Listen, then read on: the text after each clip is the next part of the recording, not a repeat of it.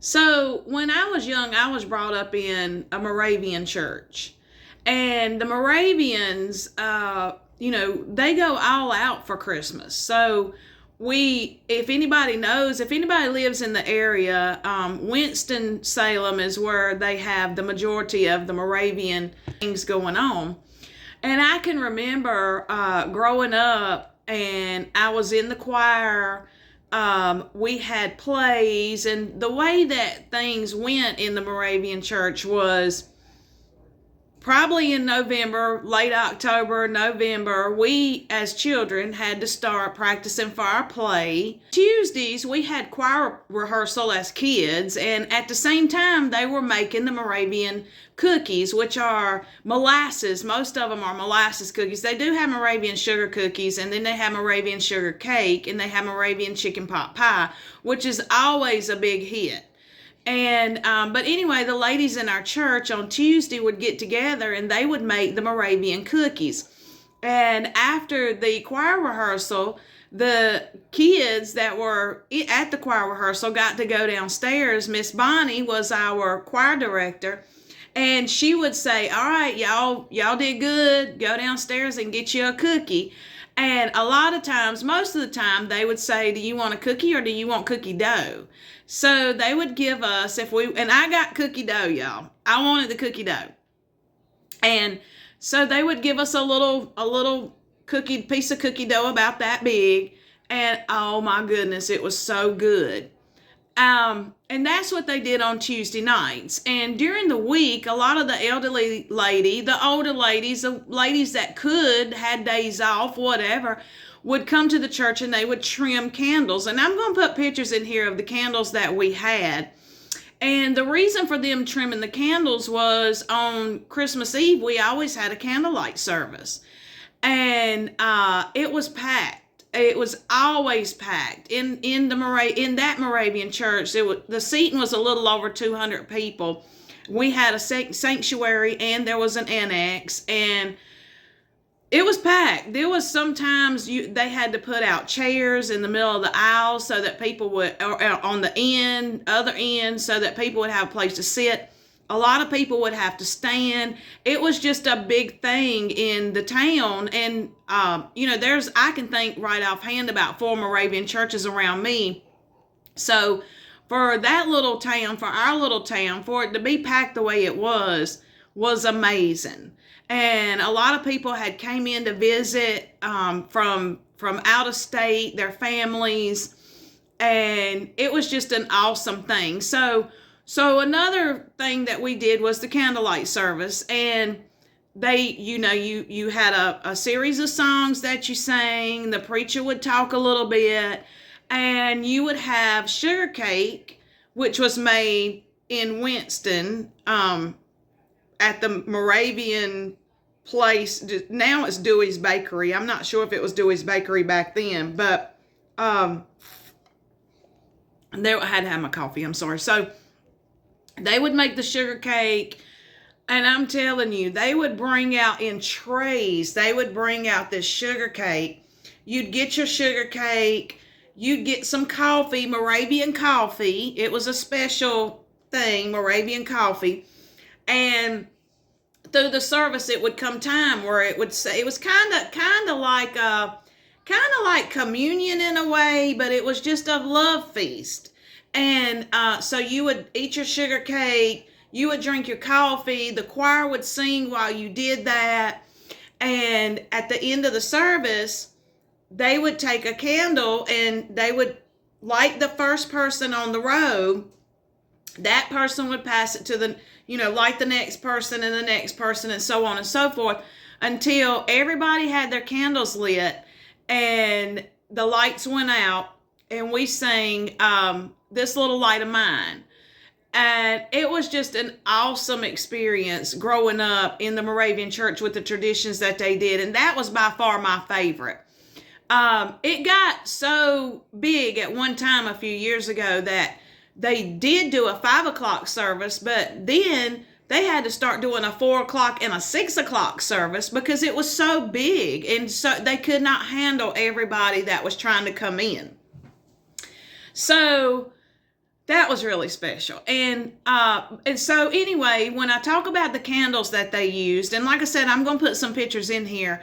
They did the candle trimming. So you have to take this this kind of paper. It's kind of like crepe paper, and they would fold the red paper over, and it would be split. It would have splits in it, and then when you would wrap it around, you could fold it out. And it's tedious. I mean, but I'm telling you what, after years and years of people doing it in that church, men and women, they were on it. I mean, they got it done. And there was a lot that needed to be done, not just because of the candlelight service, but because people wanted these candles. They wanted these candles to decorate their house. Or they also had for our local schools. And I remember going when I was little, I think maybe second or third grade, you would go back to the kitchen and you would watch how the cookies were made. And then you would go out to the fellowship hall and you would watch how the candles were made. And they made the candles. They had the wax and they had the molds, and you'd put the wick down in there and you'd pour the wax in the molds. And, it was just a process that they did within the church at the time. And they would pass this information on to kids that went to the local schools. And I mean, a lot of the kids didn't know, they not everybody in town was a Moravian. So it was a really good experience to see that. Also, they got sugar cake. They didn't get coffee, but they got sugar cake, and they got to take a candle home with them.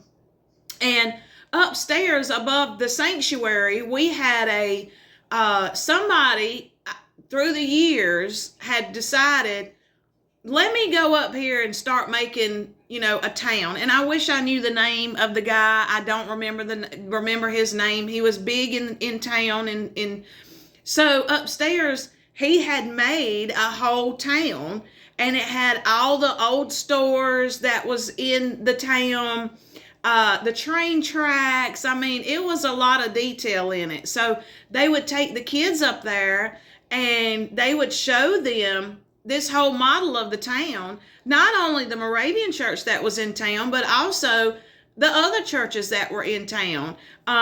We had a big meal. It was a meal that we worked at called Washington Meals. Well, I didn't work there, but my parents did, and cousins and aunts and uncles. It was one of the places where everybody worked at Washington Meals.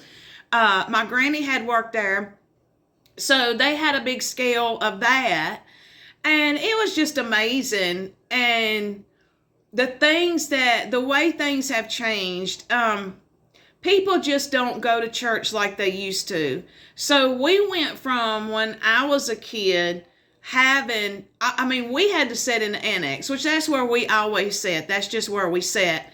But we went from having about 250 people in that church till now there's about 12 to 16 people a week in that church. And I no longer go there. When I got married, I decided that I wanted to go to Baptist church and just had my reasons for it. But that will always be a memory for me, to go to the Moravian church and to see how things are done. And it's not an easy process to do all this for the community. But these people jumped in and they helped out, and they knew. And the Sunday before Christmas, we would have our Christmas play with the kids. So that was always nice. And then after the play was over, the men of the church had made brown paper bags that had an apple, an orange, a Snicker bar, some peppermint candy, and some chewing gum. And they would make this for everybody that went to that church. And so when the play was over, you would go up to your classroom, your Sunday school classroom, and you'd grab a bag, because that was just tradition. That's what they did. And so it was nothing like, I'm telling you, it was nothing like getting that bag and going home. My first thing was the Milky Way, but it was just this, I'm telling you, I can smell that bag right now. And the time that the men put into doing that and the pride that they put into doing that, it's just amazing to me. And things have just fell off so much. And I wish we could go back to that. Now, they do still have the love feast. They did, however, have to cut out in our area. They had to cut out the bazaar. The bazaar was always on December the 1st. Not December the 1st, the first weekend, the first Saturday in December. You had a bazaar where the candles are sold and the sugar cake is sold and chicken pot pies are sold and the cookies are sold. And not only that, but a lot of women in the church would make an ornament, or they would bring some stuff that they had from home and they would sell it and give the money to the church to help the church out. There was also, at one time, the ladies in the church had a quilting group, and they would make a big quilt, and there was a raffle for it. So you paid $1, you put your name in that raffle, and you might win this quilt.